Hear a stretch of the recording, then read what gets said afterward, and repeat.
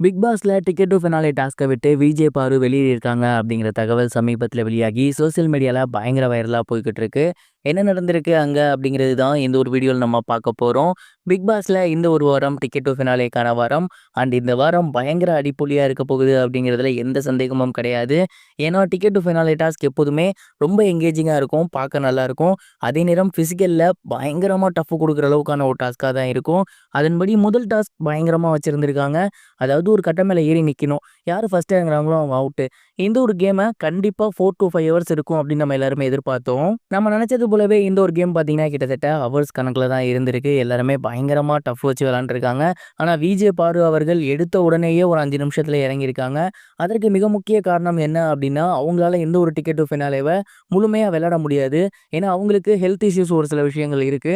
அந்த ஒரு காரணத்தினால தான் அவங்களால அதுல நிக்க முடியல.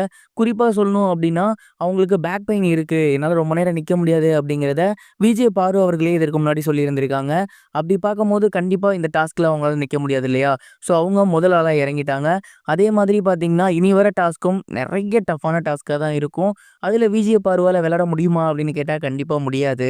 ஸோ இந்த ஒரு சீசன்ல விஜே பாரு அவர்கள் மிகப்பெரிய அளவுல டிக்கெட் ஃபினாலேல விளையாட போறது கிடையாது அப்படிங்கிறது தெரிஞ்சு போச்சு. அப்படியே இதுக்கப்புறம் அடுத்தடுத்த டாஸ்க் விளையாண்டாலுமே சும்மா கடமைக்கு அப்படின்னு தான் விளையாட போறாங்க.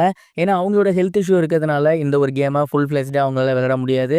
அண்ட் இந்த காரணத்தினால இந்த ஒரு டிக்கெட் டு ஃபினாலேவ தொடர்ந்து கன்டின்யூ பண்ண போறாங்களா? இல்ல என்னால விளையாட முடியாது. நான் மக்களோட வோட்டிங்ஸ் வச்சே நான் போய்க்கிறேன் அப்படின்னு சொல்லி இந்த ஒரு கேம குயிட் பண்ண போறாங்களா? அப்படிங்கிறத பொறுத்திருந்து தான் பார்க்கணும். ஏன்னா இதற்கு முன்னாடி சீசன்கள்ல அந்த மாதிரியான விஷயங்கள் நடந்திருக்கு. குறிப்பா சொல்லணும் அப்படின்னா, தொகுப்பாளினி பிரியங்கா இருக்காங்க இல்லையா? அவங்களுக்கு கால்ல அடிபட்டு இருந்துச்சு. அப்போ அவங்களால கேம்ஸ் விளையாட முடியாம போனப்ப, ஓகே வோட்டிங்ஸ் அடிப்படையில அவங்கள உள்ள அனுப்பிச்சுட்டு இருந்தாங்க. அந்த மாரி கூட விஜே பாருக்கு ஆகலாம்னு நான் நினைக்கிறேன். நீங்க என்ன நினைக்கிறீங்க? அப்படிங்கிறத கமெண்ட் பாக்ஸ்ல சொல்லுங்க.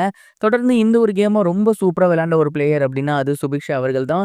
கிட்டத்தட்ட 3 ஹவர்ஸ்க்கு மேல அந்த ஒரு குச்சி மேலேயே நின்னு, ரொம்ப சூப்பரா திறம்பட அந்த ஒரு கேம விளையாண்டு முடிச்சிருக்காங்க. சுபிக்ஷாக்கு இது ஒரு நல்ல தொடக்கம் அப்படின்னு தான் சொல்லணும். சுபிக்ஷா வந்து ரொம்ப யங்கான பொண்ணு. அதே நேரம் நல்ல வந்து அவங்க ரொம்ப சூப்பரா செயல்படக்கூடிய ஒரு பொண்ணு. கடலுக்கு போயிருக்காங்க. ஏகப்பட்ட ஆக்டிவிட்டீஸ் பண்ணியிருக்காங்க. அங்க இருக்கிறதுலே யங்காவும், சுறுசுறுப்பாவும் இருக்கக்கூடிய பொண்ணு. ஸோ இந்த ஒரு டிக்கெட் ஃபினாலேவ மனசு வச்சாங்கன்னா, முதல் கேம் போலவே அடுத்தடுத்த கேமையும் அவங்க ரொம்ப சூப்பரா விளையாண்டு டிக்கெட் டு ஃபினாலேவ வின் பண்றதுக்கு அதிக வாய்ப்புகள் இருக்கு. சுபிக்ஷா அவர்கள் தொடர்ந்து இதே மாதிரி சூப்பரா விளையாண்டு அடுத்தடுத்த படிகள வின் பண்ணி இந்த ஒரு டிக்கெட் டு ஃபினாலேவ வின் பண்ண போறாங்களா? இல்ல மற்ற நபர்கள் வின் பண்ண போறாங்களா? அப்படிங்கிறத பொறுத்து இருந்து தான் பார்க்கணும். அண்ட் நான் ரொம்ப எக்ஸ்பெக்ட் பண்ணியிருந்த நெறைய பீப்பிள் வந்து ஃபர்ஸ்ட் டாஸ்க்லயே வந்து லூஸ் பண்ணிட்டாங்க.